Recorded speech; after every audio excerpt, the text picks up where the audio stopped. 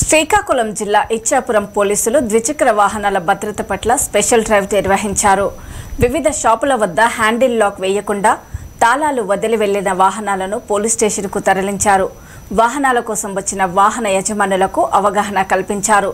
వాహనం పట్ల నిర్లక్ష్యంగా వ్యవహరిస్తే చోరీలు జరిగే అవకాశాలు ఉన్నాయని అప్రమత్తంగా ఉండాలని సూచించారు.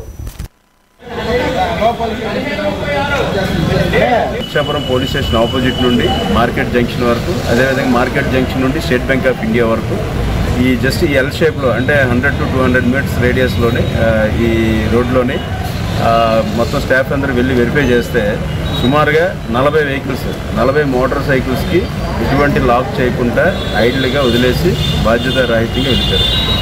అందులో భాగంగా ఆ 40 వెహికల్స్ తీసుకుని పోలీస్ స్టేషన్కి తీసుకుని వచ్చి డిటైన్ చేయడం జరిగింది. దాంతో 40 వెహికల్స్ తాలూకా యజమానులు అందరూ కూడా పోలీస్ స్టేషన్కి వచ్చి రిక్వెస్ట్ చేశారు. దానివల్ల వాళ్ళకందరికీ కౌన్సిలింగ్ చేసి ఇక ముందు ఈ విధంగా ఇక్కడ కూడాను వెహికల్స్ని అనాథరైజ్డ్గా వెహికల్స్కి లాక్ చేయకుండా పెట్టద్దు అని వాళ్ళకి